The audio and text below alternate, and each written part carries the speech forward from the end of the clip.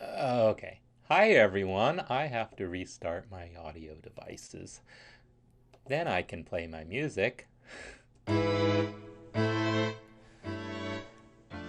Hi everyone. It's Marc Sabatella from Mastering MuseScore, and welcome to the Music Masterclass. So this is the first of a series of kind of special editions here because we're in the middle of, really the first full week of my jazz piano holiday course. So I'm going to be using the music that we're working on for that course in my examples here, and the submissions that I'm going to be looking at of yours will be coming from that course, and I'll talk about some concepts, the specific concepts that we're working on this week. So, it doesn't mean you've got to be in the course to be taking advantage of this session. It's still going to be really interesting, I think, to just about anyone. But yeah, that's what we're going to be talking about. We'll be talking about the things that we've been talking about in the Jazz Piano Holiday course. So, let me just check and make sure that I'm okay here. Looks like I am. So, excellent. So, the thing that we're working on in this course, there were two things that we were working on this week. And one was just taking a melody and swinging it, making it syncopated, which isn't the same as swing. They're actually kind of flip sides of a coin. I'd say swing is it's the thing that makes the melody feel, gives it some forward momentum, some consistency to it. Syncopation is the thing that breaks that up. These little booms and bings that happen. That's syncopation. So there's this kind of yin and yang relationship between a steady pulse and something that interrupts that pulse, and that's kind of where jazz comes from. But specifically, we were looking at syncopating melodies, and then we were talking about harmonizing them really simply with just 1, 4, and 5 chords. And for a lot of songs, you can actually do that very effectively. So the song I've been using as my demonstration was Jingle Bells, which happens to work out extremely well with just 1, 4, and 5. And then we also looked at introducing 2, so we could have 2, 5 combinations, which are really great. So that's where we've been working on this week, and I want to look at some of the music that people have submitted, and I have a few examples that I've downloaded that I wanted to comment on, and yeah, talk about maybe a few other possibilities here and there.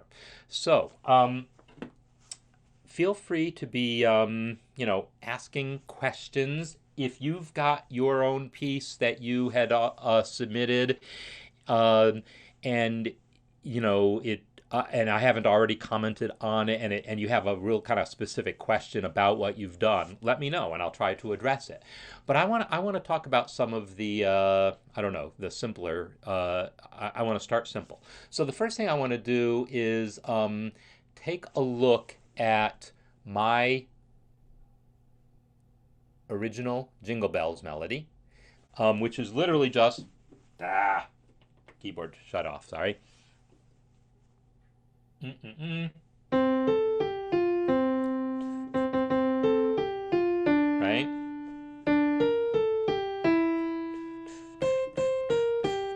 So it's all quarter notes and dotted half notes the way I've written. I could have written them as whole notes.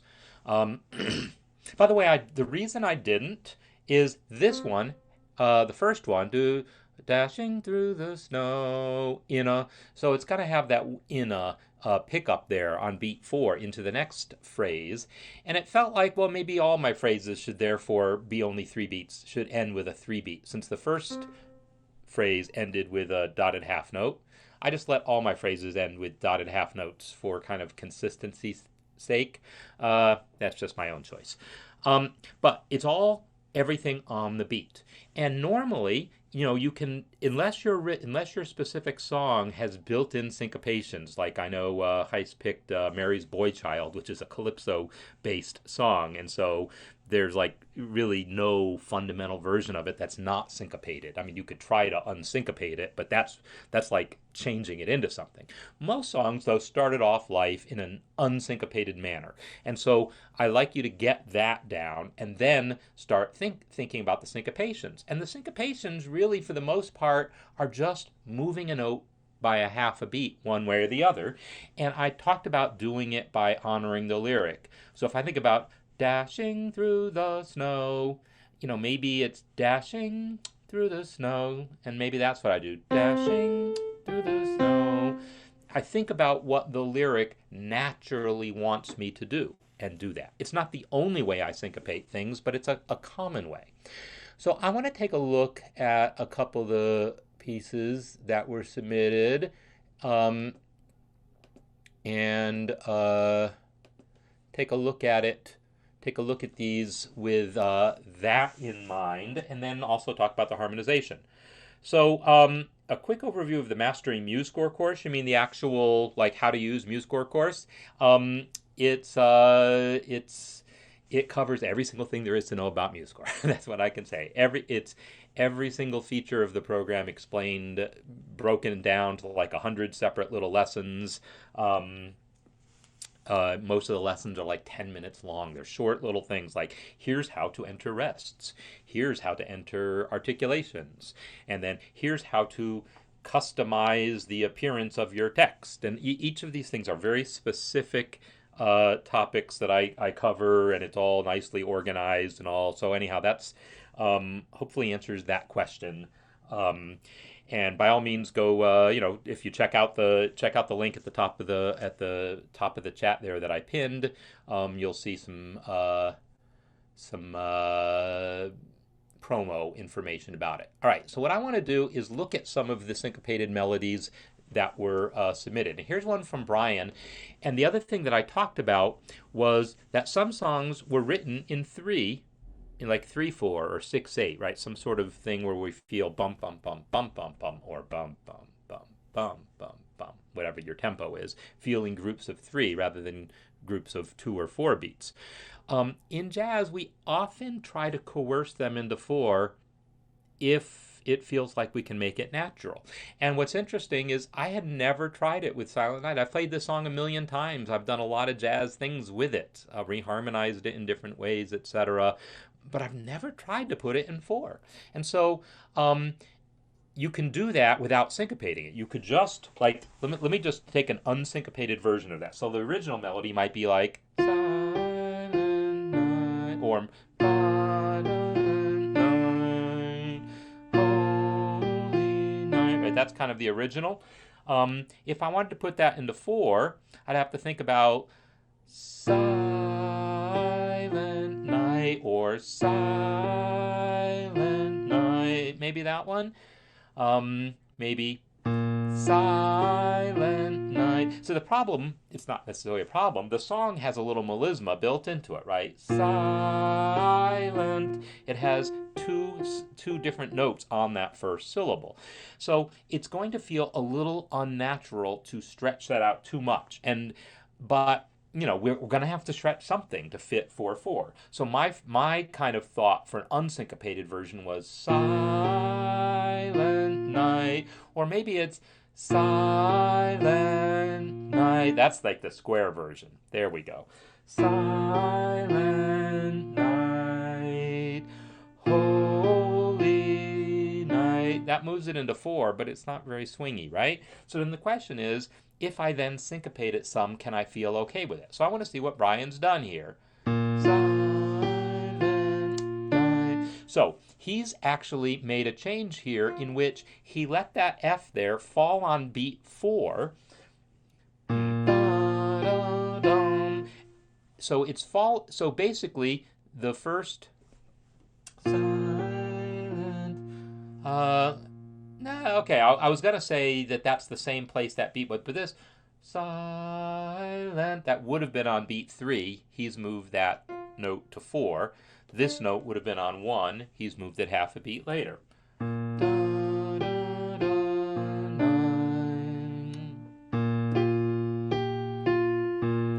Yeah, I'm fine. Yeah, so that makes total sense to me. The original was right, half, quarter, then dotted half. And he's taken that first half note and actually shortened it a little bit so that the second note can come in a little early instead of bringing in that second note. Instead of being 1, 2, 3, instead of this guy coming in on 3, he's bringing it in on the and of 2, but then holding it out longer so that the next note will come in on 1, or in this case half a beat early. Remember, in the original, this was only a quarter note. All is calm. So the word is was just a quarter note. Now it's all is calm, or all is calm. And yeah, that's fine. You only got 2 syllables to fill that measure with. They're both going to be long, and that's just the way it is. Now, you could choose to say, you know what, that's too much.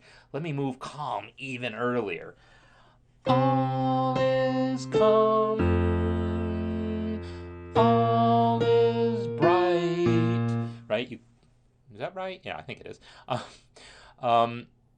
In other words, I actually moved the note not just a half a beat earlier, but a full beat earlier. You can do that. You can totally do that. It's a legitimate thing to do sometimes, and there will definitely be times when that matters. So the question from Joanne about whether this swing notation actually affects anything. And yes, it does. So actually, let me go back to my full, I guess I am in the full workspace. I just got to turn on my palettes again. So give me a moment. Come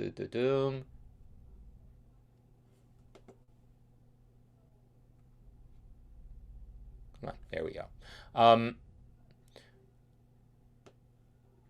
If you add that swing from the text palette, then yes, it will affect the playback. And you can see that because if I just put in some eighth notes here,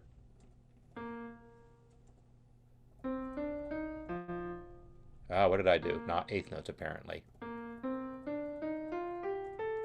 If we listen to this playback, you'll hear them swing.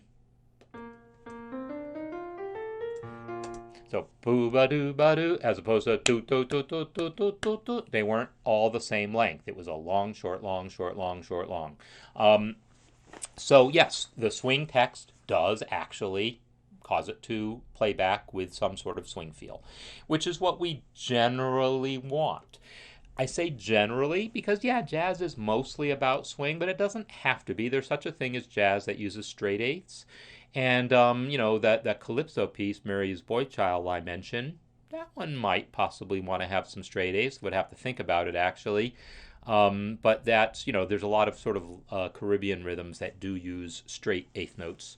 And, some funk styles, some other styles might sort of fall under the broad umbrella of jazz or jazz related, and yet you still want to play them with straight eighth notes. So, but for the most part, we are talking about swing here. So yeah, when I play this, what we'll hear, I'll play it. It's going to be a subtle difference because you only get a few little eighth notes here, but listen to it without the way it is right now with swing.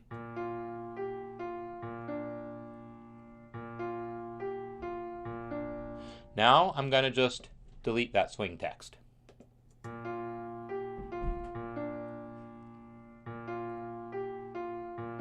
It's a subtle difference because there's not a bunch of eighth notes in a row, right? All that really happened is this F came in a little earlier and that D came in a little earlier. So listen to it. Ding, ding, ding, ding, versus ba do ba ba do do do do do. So it's just a slightly later and with the swing.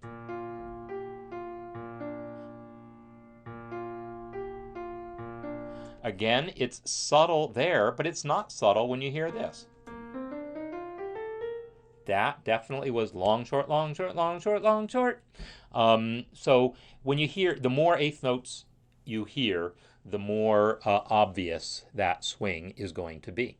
So in any case, I think he did a good job of doing the syncopations here. I also think he's done a good job of identifying the harmonies. One, this is all based on the one chord, and then Originally, this might have been a 4 chord to 5, or maybe it was 2 measures of 5, and he's turned it into a 2, 5, which is exactly what we're after here. And then the 1. And now our 4 chord back to 1, and then 4, 1, and then 2, 5, 1. He kind of left out the whoops, right? We're used to hearing heavenly. He's actually missing a syllable there, right? So the vn of heaven is actually missing here, Brian. So you might want to think about that.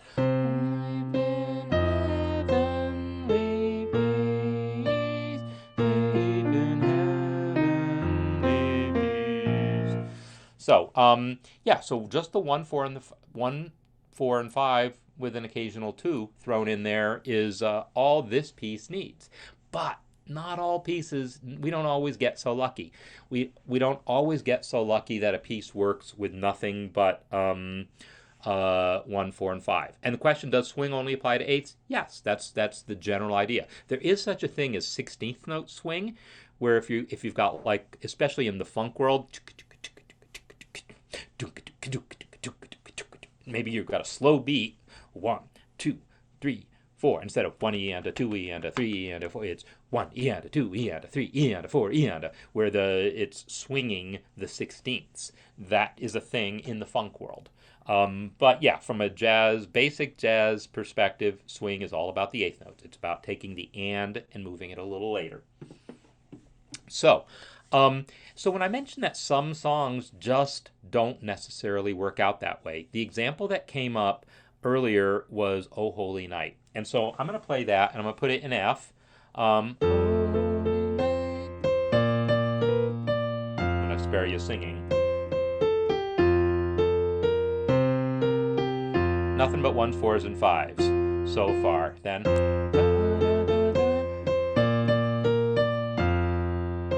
now, first of all, the melody has a B natural in it, even though we're in F. So already there's a clue that we're maybe not in Kansas anymore, or not in the key of F. Now, the melody note is E. If I try to say, well, I guess I'll put a 5 chord under that E, not very satisfactory, right? If you know the song. Really, the B natural is our clue that we've moved to another key for the moment. It's not like a big, long modulation. We wouldn't need to write it out with a key change or anything. But effectively, we're going to be in a different key for a little while. And it might take some trial and error to figure that out. But I will tell you that the keys that you're likely to go to in this kind of context are going to be the keys that are closely related to the original key. In other words, my original key has 1 flat. The keys we're likely to modulate to are the keys, is either the relative minor, D minor, which also has 1 flat, or a key with 2 flats, B flat major or G minor, or a key with no flats, C major or A minor. Well, that B natural tells us, oh, it's probably one of those last two. It's either the key of C or the key of A minor. And and then you can try it both ways. Well, if I try to put a C underneath that E, that's the thing I already didn't like. But if I put an A underneath it, that's the thing. So let me play it in context.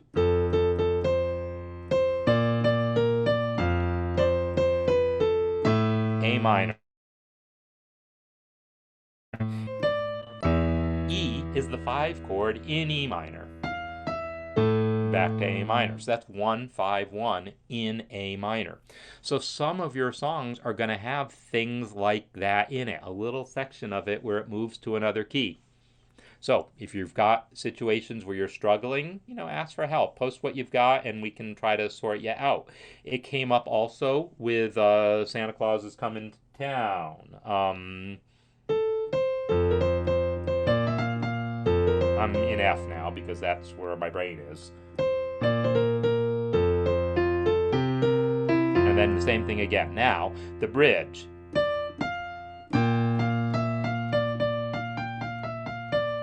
And that's B flat. I would say that maybe we've modulated to B flat at that point, and maybe we're going to want to hear 2-5-1s.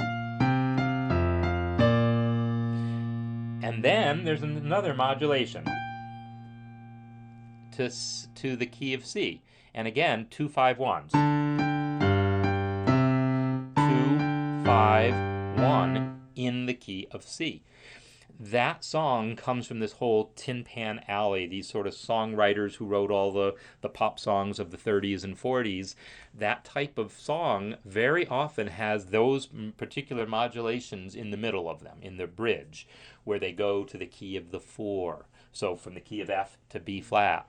And then they go up a step to the key of C, the key of the 5. That's a really common modulation that happens in the bridge of a lot of those types of songs. So, but then there's other songs that might have more extreme modulations in them. I think I mentioned, now I forget if it's, I always get Winter Wonderland and Let It Snow confused in my head.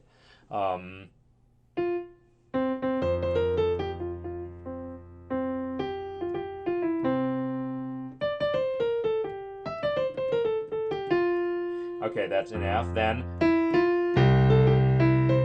I think the bridge is basically in C. I think we've modulated to C. It's Winter Wonderland that has the more extreme, because going from F to C is related, from 1 flats to no flats.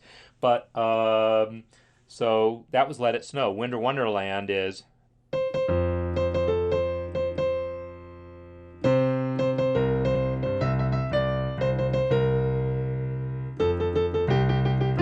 And now... totally other key. So I'd have to like think through that, and now I'm confusing myself. I'm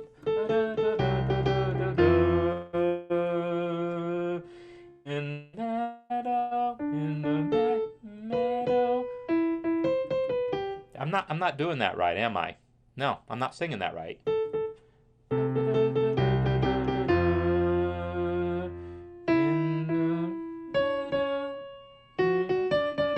Maybe it goes to A. See, I'm like suddenly I've listened to too many songs in the last couple weeks that suddenly I can't hear that modulation that well.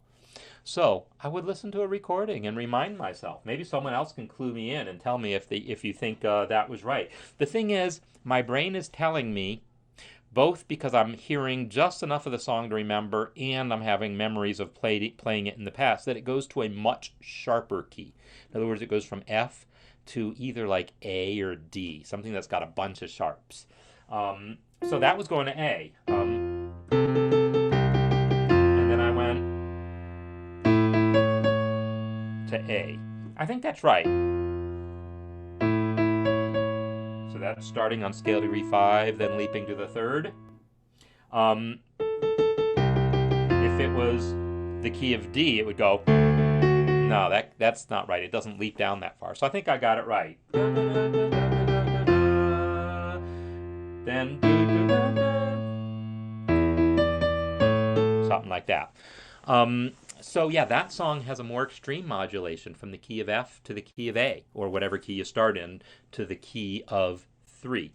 F, like A, is the 3 chord in F, and not minor 3, major 3. So from F major to A major. That song has probably the most extreme modulation of any of the Christmas songs that you'd be likely to be looking at, other than the Christmas song.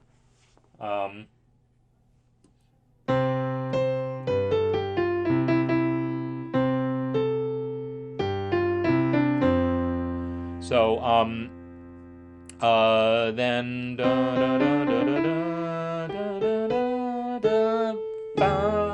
we're going to end up in E. You know, so it's like, and then the bridge goes to some flat keys. That song's got a lot of modulations. It's a relatively complex song already harmonically. Anyone who's trying to work on that, you're not going to succeed just using a 1, a 4, and a 5. You're going to need to you're going to need to like really listen to the recording, maybe consult a fake book. Like this one here is The Real Christmas Book from Hal Leonard, I wish they had let me work on this one, frankly. I worked on some of the other real book series from Hal Leonard. I mean, when I say worked on, I mean I was an editor. I did a lot of the transcriptions, came up with the chord symbols. Some of them, I think they did a really good job of coming up with jazzy chords, but some of them I think they tried too hard and just really came up with something that doesn't sound very good. So I'm not going to recommend necessarily that you just go with this. If you're struggling, don't just say, hey, let me look at what someone else did, because what they did might not be very good. You could consult it, but I would ask in the discussion rather than just blindly trust some other fake book. So Joanne's asking if there's two separate changes, and I guess you're asking, does it change a second time? And you're right, it very well might. Then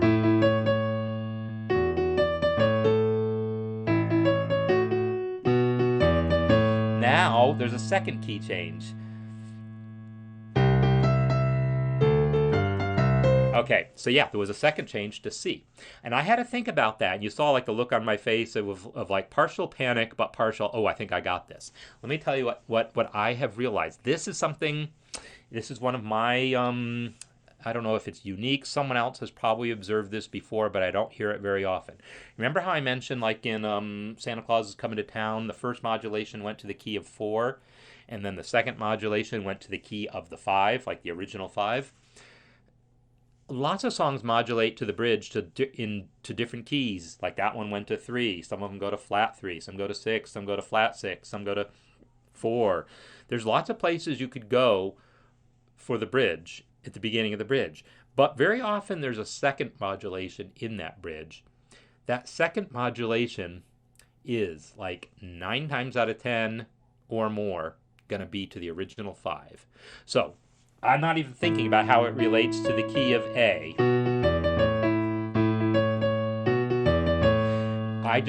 I'm like, oh, there's another key change, and I can't tell where it is relative to A, but I'm pretty sure it's the original 5. Remember, I started in F? I'm pretty sure the key of C. So that's what I guessed. And yeah, that was it. And then 2, 5, 1 in C.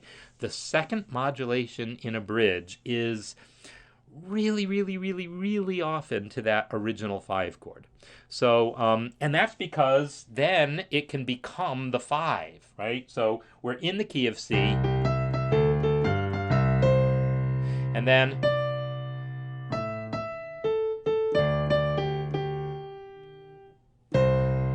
now I'm on C, and I didn't play all those chords right because I'm not really thinking about it. I just wanted to get to the C.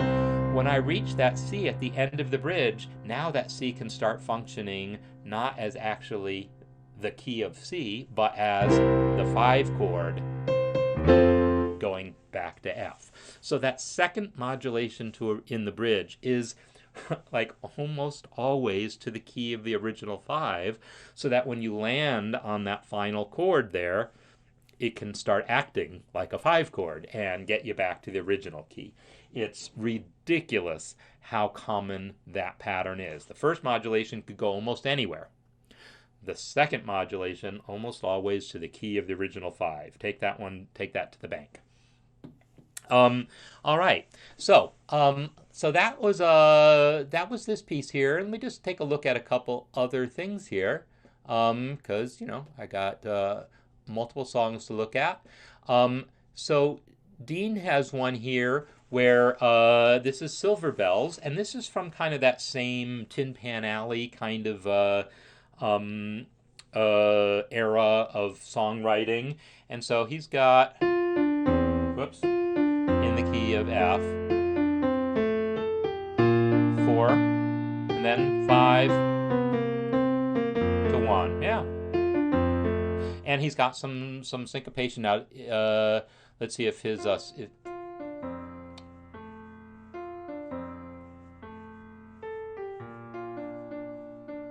so that syncopation there of so this is another one that I played it in 3, right? Because the original bum ba dum bum bum dum 2 3. So 1 and 2 dum bum ba dum bum ba dum dum. The original was in 3, so he's moved it into 4 and syncopated it.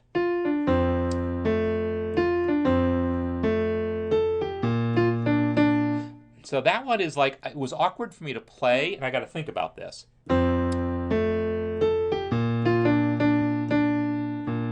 So it was awkward for me to play because it wasn't what I was expecting, but that's sort of that's not a knock on the piece. Everyone's going to think about this differently, but I do want to think about the lyrics. City sidewalks, something something, da da, holiday cheer, something like that. Help me out with the lyrics. I think that's actually one of the songs that's not in this book. This book's got most of the standard kind of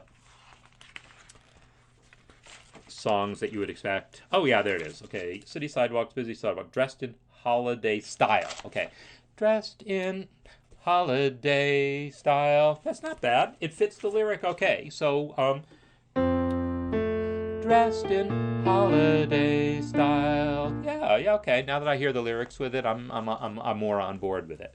But yeah, everyone's going to have their own personalization here, and that's great. So if this works, you come up with your own and make it work. And then let's see. So then next one.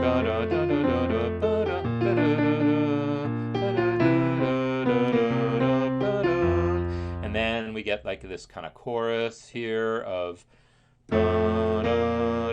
Oh, and he did that thing that I mentioned that sometimes you might need to do, and it's actually a cool effect of putting this note on beat 4. It's an interesting type of syncopation. It's not an eighth note syncopation, it's a quarter note syncopation, putting the last note of a phrase on beat 4.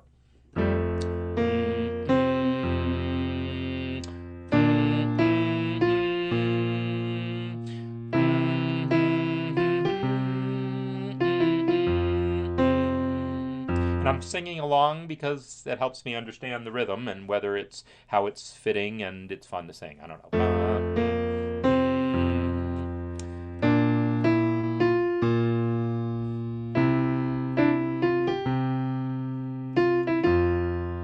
There you go. Maybe the Christmas Day could have been syncopated a little differently or something, but everything here feels pretty natural to me.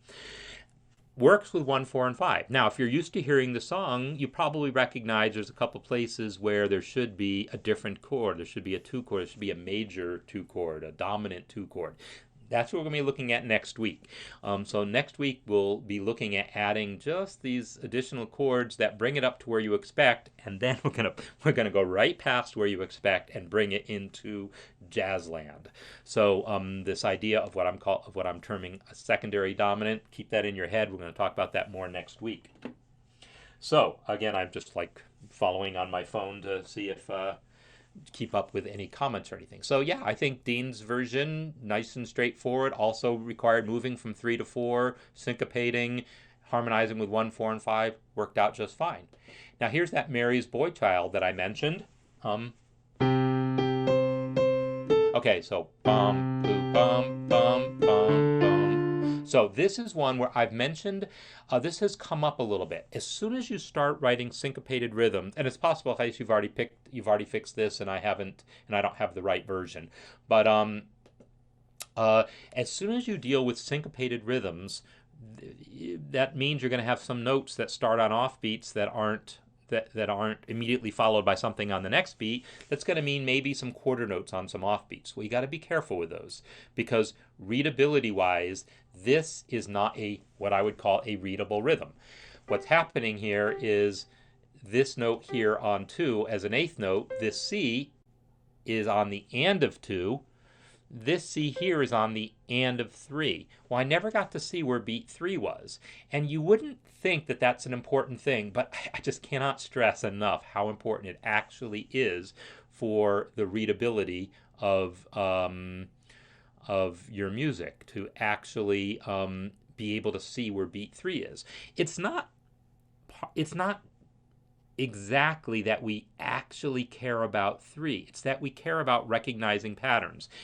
And if we can see beat 3, we can split the measure up into 2 half measures and recognize the patterns that are there. And there's only 8 of them. And that's something I go on about a lot. If all you've got are eighth notes and quarter notes and half notes and so forth, there's only 8 ways to fill half a measure. And we can really get a lot of mileage out of that pattern recognition. So there is a command in MuseScore, Tools. Let me select both of these measures. That one's actually fine. If I go to Tools and then Regroup Rhythms, you'll notice it took that quarter note and split it up with a tie. So by putting that tie there and of 2 into 3, it allows 2 things. It allows me to see beat 3, which is marginally useful, but more importantly, it allows me to see the first half of the measure as quarter and 2/8. It's one of the 8 rhythms. I've seen it a million times. The second half of the measure is eighth, quarter, eighth. Again, it's one of the 8. I've seen it a million times. When you've only got 8 rhythms, pattern recognition becomes easy. So by making sure you've written your measures with this kind of mindset of I need to see the 2 halves of the measure separately, it guarantees that each half of that measure is one of the only 8 possible patterns, and that there really are 8 possible patterns.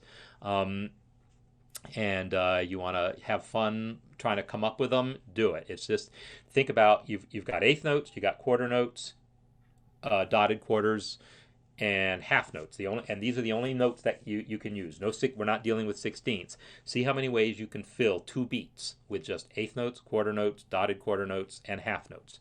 You'll come up with 8. You're not going to come up with more than 8. If you don't come up with 8, keep trying until you get all 8. Or go to my basic music theory course and check out the lesson on rhythmic patterns, and you'll see the 8. So in any case, there's only 8. And so if you've written your rhythms in the proper ways, then we can always see those patterns. So here's another measure I recognize is not parsing. It's not turning into one of those things.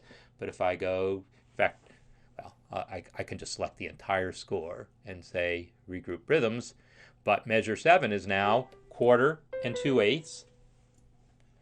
And then the second half of the measure is eighth, eighth, quarter. It's the same rhythm. It's just a question of that B not being written in a way that covers beat 3 and makes me not able to recognize the patterns. I've seen both these patterns a million times, quarter and 2/8 or 2/8 and a quarter.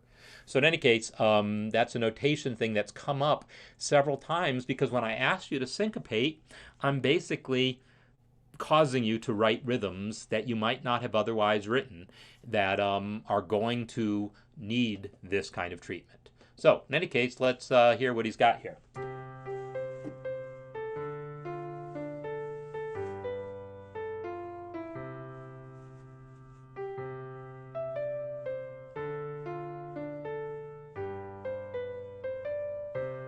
Yeah, that's the song.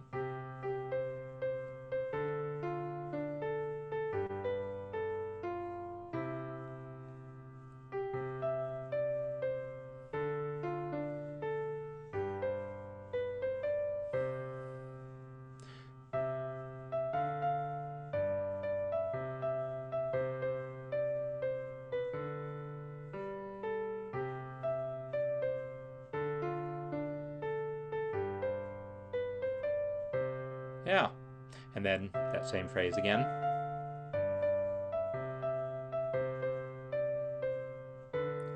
Yeah.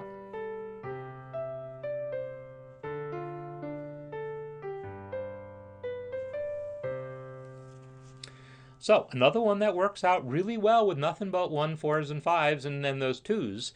I'm going to point out a couple of things that are possible things to think about. There's a couple places where there's a 5 chord here, and I think I make this observation in one of the lessons, and if not, I meant to. Sometimes you might hear the bass note as being the 5, but then realize the chord isn't actually a 5 chord, it's 1 in second inversion. And I think that's what's going on here. Just looking at those 2 notes, G and C, this is really talking about a C chord in second inversion. Then the 5 chord. So I think that's what's actually going on. And luckily, you don't have to make that call right now, but realize that that's probably the case, that this melody note of C is going to clash if I try to put a B in my accompaniment. But if I think of that as one chord in second inversion, so one chord, C chord with G in the bass, then the 5 chord. So think of that as kind of a pair. 1, 6, 4 to 5 is kind of a pair in the same way that 2, 5 is a pair. And for that matter, 2, 5 would have worked there. Whoops. 2, 5. 2, 5 totally would have worked there also. It's just that he was just coming off of a 2 chord, so it probably doesn't sound as good to just keep the 2 chord.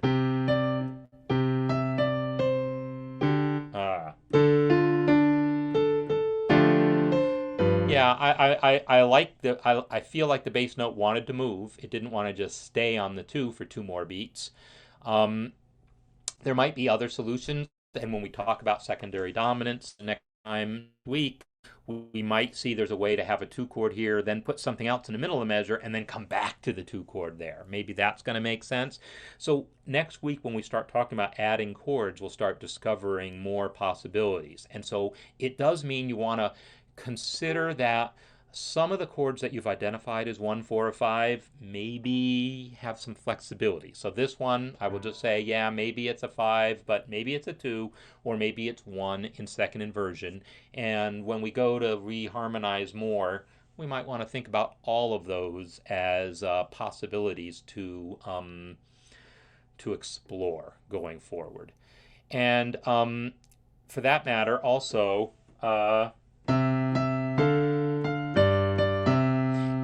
I'm pretty sure, I have not heard this song in years. I think it goes to A minor there and not to C. So I think it goes to a 6 and not a 1. And this is a point I just recorded this morning, one of the lessons for next week, and talked about this very subject, but I'll talk about it now also. Yeah, sometimes if you're finding, well, there's a melody note there and it feels like if my only choices are 1, 4, and 5, 1 is what I got to settle for, but somehow that's not right, then probably 3 or 6 you're going to be happier with. Did I talk about O Holy Night already? Can't remember. Or did I just record that in my video? But this is an example right here. I think it goes to A minor there. At least in my head it does. Maybe it's just because that's how I'm used to playing it. I don't know. So does swing apply to tied note? Yes, absolutely. It applies to any eighth note. So this note here, bum, bum, boo, dum, do, boo, bum, boo, dum, bum, boo, dum. So this eighth note it's a tied note, but it's on an and. If it's on an and, it's later. That's all. That's basically the rule of swing. It's not even a, well, yeah, it's a rule, I guess, but it's a rule like the law of gravity. You can't break it. It's just if you move that, if you don't play it a little late, it's not a swing note. So yes, a swing involves the notes that would have been on the and showing up a little late. Swing will be a little late this year. There's a little really obscure jazz standard humor for you because there's a song, Spring will be a little late this year. So there you go. Swing will be a little late this and is my adaptation of that line. So yeah, that one works beautifully. Now, as some contrast to another one that it works beautifully, but it's got a different set of issues, is what Dave has been working on here. This melody, frankly, so this is Lo How a Rose Ere Blooming, which originally was a German thing that has a different lyric that I don't remember.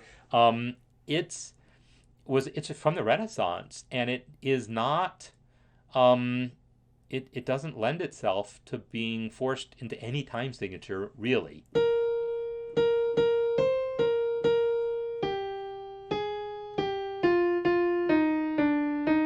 It's he's managed to get it into 4 by making this first note a pickup. that was probably a good choice. I don't know. Probably anyone who's ever done this song outside of its original Renaissance type of setting has struggled with this issue of how to take this song and make it make sense rhythmically. So treating that first note as a pickup, I think was a pretty good choice. It's not. I don't know the song well enough to be able to really speak to that. So I like that 2/5. That's nice. And then he's got a 4. So here I would say, rather than calling this a 1 chord, and I see why you might do it because of the E flat in the melody. My brain hears a 5 there though. So because it's the cadence. And so I feel like if you gave me a 5 chord here, then yeah, this E flat would become a non-chord tone, but that's okay. We can harmonize around that. It could be 1 6 4. So E flat in second inversion, B flat in the bass, and then, or maybe it's 1 1 5 1. So it could have that, but I feel like probably a 5 chord in here would help it feel more like we didn't get to the end too soon.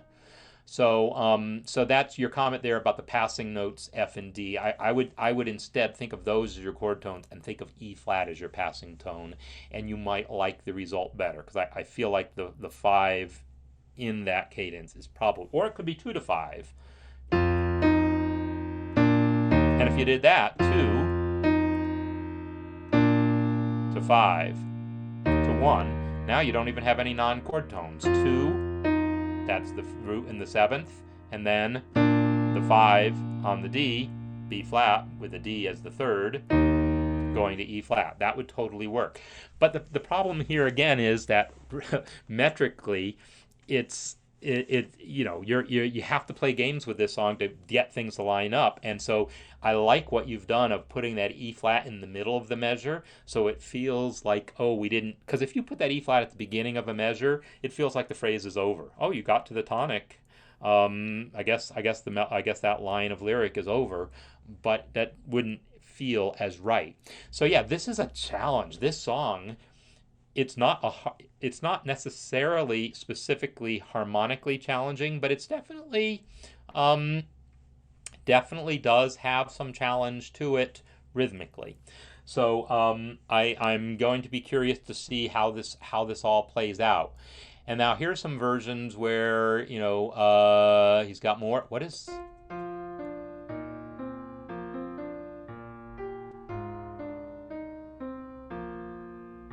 Yeah, okay. Could choose B flat again in the bass, but yeah, no, I like what you've done there. Yeah, so no, this is good stuff of having not having too much 2/5 business and coming back to a 4. You will get to revisit this next week, and so you might want to think about, well, let me back up to a slightly earlier stage and then try some new techniques next week.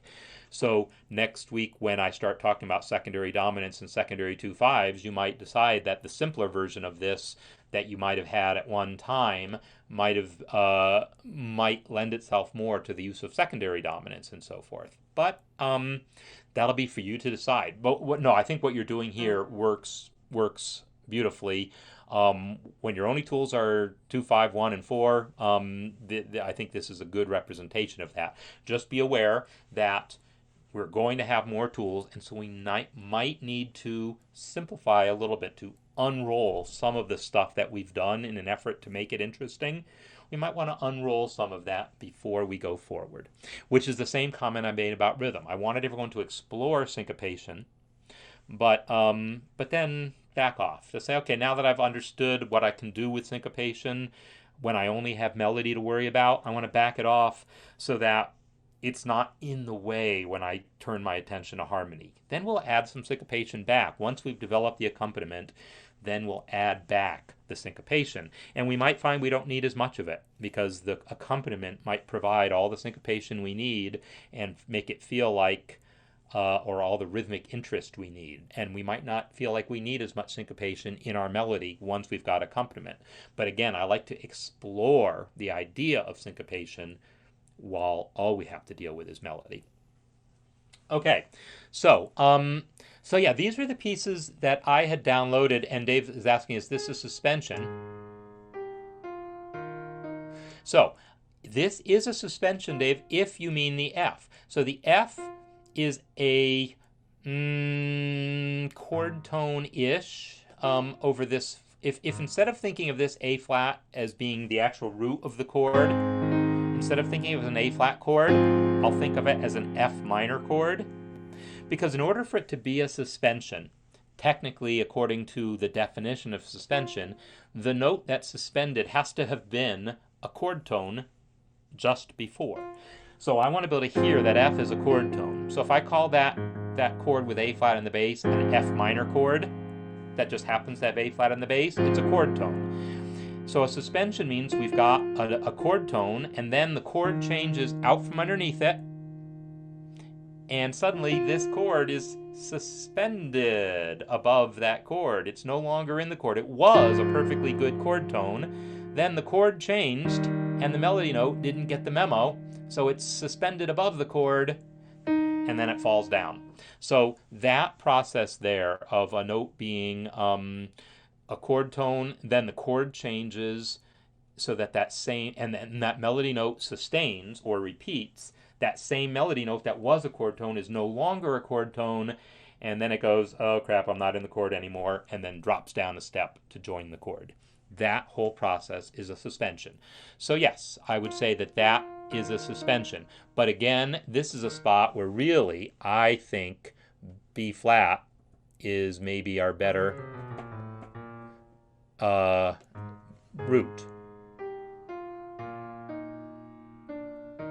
And now the F is just a chord tone, but the E flat is now a passing tone. Now, it is the fourth of a B flat, and we often associate fourths with suspensions because there's this thing called a sus chord or a sus4 chord. But yes, fourths often happen as a result of suspensions. But in this case, this E flat would not actually be a suspension because it's not left over from anything. In order to be a suspension, that note has to have already existed in the previous chord and then been sort of held over. It overstayed its welcome. This E flat is a fourth, but it's not a suspension. It's just a passing tone. So in any case, I think that's probably something you're going to want is the B flat there instead of the E flat. I'm not remembering the lyrics there. If someone wants to clue me in about the lyrics, lo, how a rose ere blooming, something is something, and that it's obviously I don't know the song, right? So I'll just use my phone. If someone can type the lyric before I find it. But remember, you guys are on a little bit of a delay. So even if you find the answer before me, I might not see it in time. Lo, how a rose ere blooming from tender stem hath sprung. Is that how you all know it? Because I imagine it's one of these ones that's been from tender stem hath sprung. That's what these things say. See, I don't really know how that all lays out because I just don't know that particular song well enough to say. But if that's how it goes, from tender, I already forgot, from tender something hath sprung. See, I've got a terrible memory sometimes. From tender stem. From tender stem, is that it? Hath sprung. So I don't really know exactly how that fits, or maybe it's a different translation that you're working from, or maybe you're working from the German. But in any case, yeah, it's sprung. I want the final cadence to come with the word sprung. So I don't want to get to the one chord too soon. Is what I'm looking for. But I definitely want to get the right number of syllables in there. But again, I've actually seen like that someone, if you go to Wikipedia, I think it'll show you like a scan of the first published version of it from 1500 something. And yeah, there's no bar lines, no nothing. It's completely non-metrical. Okay, so I don't know. Hopefully, from tender something has sprung. Um, from tender. Yeah, I'm trying to imagine other ways that the lyrics might fit that. But of course, it was originally in German, as far as I know, so it probably fit differently in German. All right, so this has been talking about syncopation, talking about 1, 4, 5, and 2, and those occasions when maybe you need another chord here and there. So by all means, if your song needs that 6 chord somewhere or needs a 3 chord somewhere, use it. If you try the 1 chord and it's just not working, because we've already got 5, we've got 2 and 4, and we've got 1. Well, there's 7 chords to deal with, right? Diatonically, 1, 2, 3, 4, 5, 6, 7. 7's diminished. I'll tell you right now, that's never your main chord. That chord is just going to be substituting for 5. So we're never going to worry about that 7 chord. But we've got 1, 2, 4, and 5. What we don't have are 3 or 6. Those are the chords that are missing. And realistically, those are substitutes for 1. The 1 chord in the key of E flat is E flat. The 3 chord is G minor. And they've got those 2 notes in common. So 1 and 3 sound very similar, and they substitute for each other. So you can substitute one for the other, but you might find in your song, hey, this song really needed that 3 chord. It sounded wrong without it. And so that's kind of what happened when I did "Oh Holy Night," and I talked about it, the fact that it kind of modulated there. Sometimes it's not a modulation; it just needs a 3 chord. And similarly, here's 3, here's 6 in the key of E flat. These 2 notes are in common between the 2 of them. So 6 and 1 have a lot in common. So depending on what's going on with the song, you might have a place where 1, if your only choices are 1, 4, and 5, 1 is your best choice, but really it should have been 6. So if your ear is telling you something's off and 1 is what you're settling for, try 3, try 6. And I'll talk more about that in the lesson, in one of the lessons next week. So, with that all said, I think I'm going to wrap up because I've gotten to look at some of these pieces, and yeah, there's more that have been posted, and I've commented on some of those. By all means, keep posting, keep commenting. I want people to comment on each other's work. I want everyone to feel real, what would I say, confident going forward. I want you to feel like you are confident about your choices of 1, 4, 5, and 2, and if you need a 3 or a 6. I want you to feel like you've got the basic harmonization in a way that you like. Because what we're about to do, I'm going to give you a very brief preview of what we're about to do. It's going to completely turbocharge what we've been doing. In other words, right now we're focusing on getting at the essential simplicity of this piece, of whatever piece you're working on, because I want to make sure it's a strong foundation for what we're going to add. And I want to give you a taste of what we're going to add by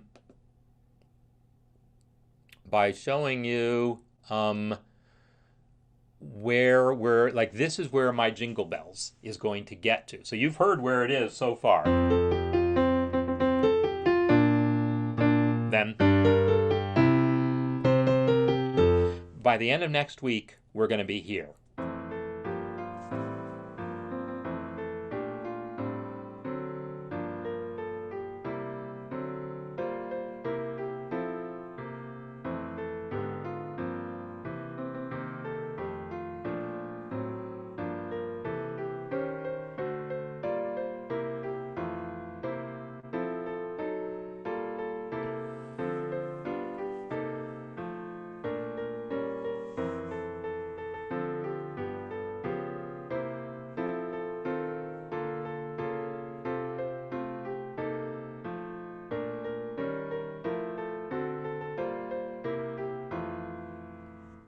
So that's a lot of chords, right? That's a lot of chords. That's not just 1, 4, and 5 anymore, right? I'm going to show you how to do this, and it's going to be a fairly step-by-step process in which I give you some tools, and you're going to sometimes try some things out and see if it works for you, and if not, you don't use that tool in that spot. You try a different tool to use in that spot. I'm going to give you all the tools that I use here, and it's really only a small number of tools. And so if your piece is not on a solid foundation, it's going to fall apart when you start hammering away at it. So be sure you're at a good place, that you're comfortable with where your 1, 4, and 5 chords are placed, where you're using your 2, 5, and if you're going to need a 3 or 6 somewhere, if you've got a key change somewhere. I want you to be comfortable with all that so that as I start showing you all the stuff that I'm doing here, looks like a ton of stuff that we're going to do in 1 week, and it is, but we can do it. You can do it. So that is your pep talk for being ready for what is about to come. So thanks everyone for being here, and I think I will play myself out with my usual non-holiday themed theme music. So again, thanks everyone for being here, and yeah, for the next several weeks, this is what we're going to be doing. We're going to take the concept that we're working on in the Jazz Piano Holiday course and explore it. I'll talk more about it, answer questions, and look at some of your submissions and talk through what's going on with them. And so you don't have to be in the course to take advantage of it, but that'll be the way, obviously, to be learning all the techniques. Is by actually being in the course. And if you haven't enrolled yet and you've got a thought that maybe I want to, now is the time, because as you can see, next week we are flying. So if you're going to get on board in the next couple days so we don't leave you behind, because after that I think I got to probably close off enrollment to avoid losing people. Okay, so thanks everyone for being here, and I will see you next time. Okay, goodbye.